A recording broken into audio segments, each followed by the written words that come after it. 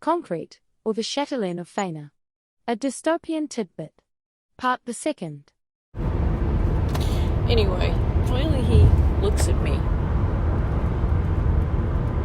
And he just says, "What are you?"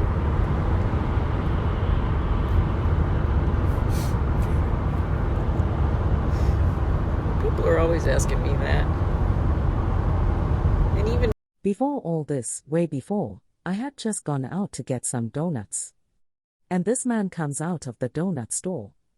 He didn't look crazy. He looked normal.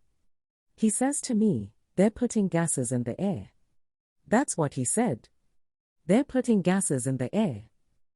That was like a joke in the department for a long time. But we did think about it, much, much later.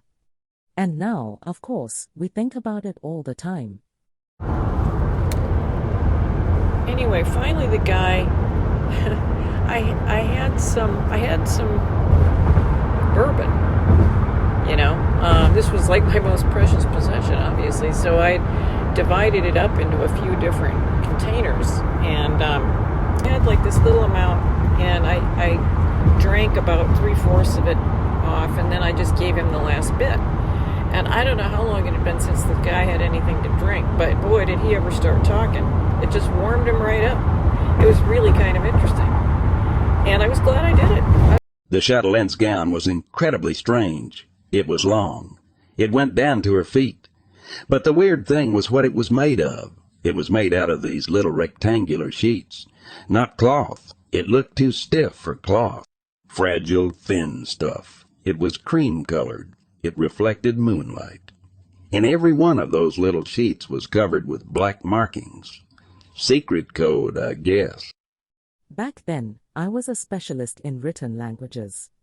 No one understands that now. It's making marks on surfaces. Not pictures. Marks. And they correspond to talking. It was a completely silent mode of transmission of information. With this ancient technology, one could communicate over time and space without a grid, a battery, or even a power source. These objects, anciently called books, clearly were robust as repositories of knowledge during times of societal upheaval.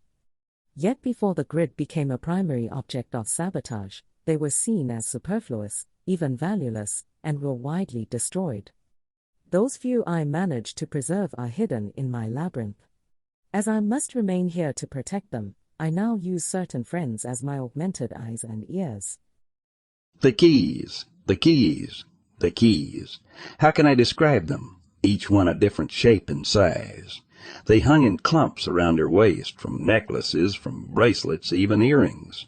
How did the wraith-like creatures stand under the weight? They glittered, enticing in the gloom. They'd be a conversation starter. If you're the sort of person who has conversations with people you're planning on killing. The human mind is a very, very strange thing. I don't think anybody really knows what it's for.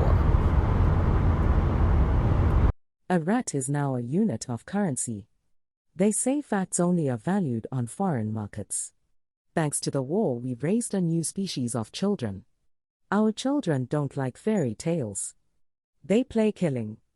Day and night they dream of soup, bread, bones, exactly like dogs and cats. Zbigniew Herbert. Report from a besieged city.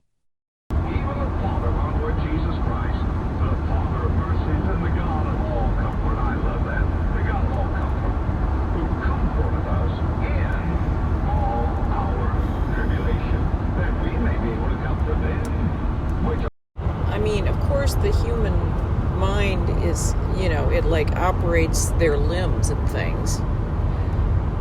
So they can move around and feed themselves and breathe. The brain makes it so they can breathe, I guess. Heart has to keep being stimulated to pump. But then there's all that extra stuff. And I mean, what is it for? It just seems to cause trouble, doesn't it? All of them seem so miserable all the time. The limiting factor turned out to be ammunition.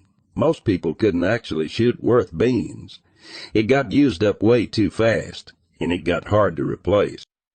Go bag, by your door with, your wedding pictures if you were like married, and first aid kit, whatever. I don't know whoever actually did that.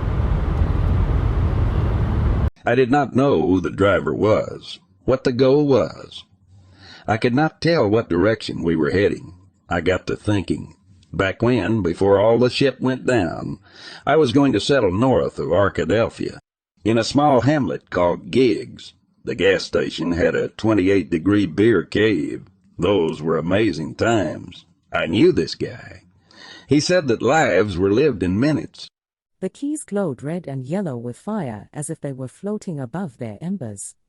As we watched, we saw shades and textures emerge from the molten metal. Keys are the teeth of the city. Keys are the teeth of the tower. Keys are the teeth of the cosmos.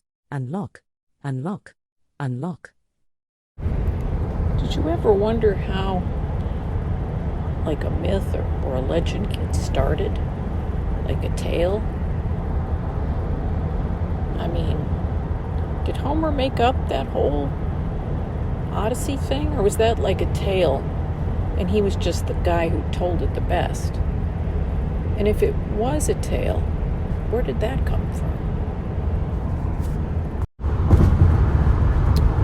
And do you know what a fall line is? You know what the fall line is? Well, anyway, there was a very thin red line heading down that hill, heading down that little channel in the hill.